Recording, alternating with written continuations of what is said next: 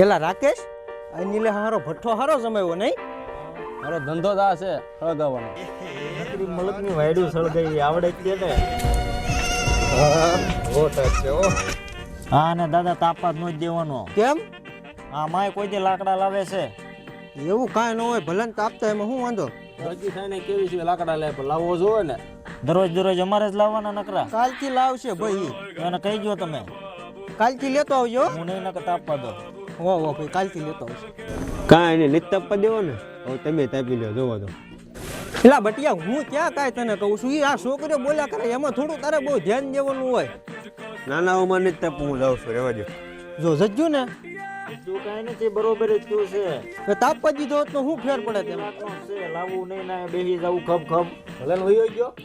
અહીં અમે જઈ બે. ગજબ બેજતી હે.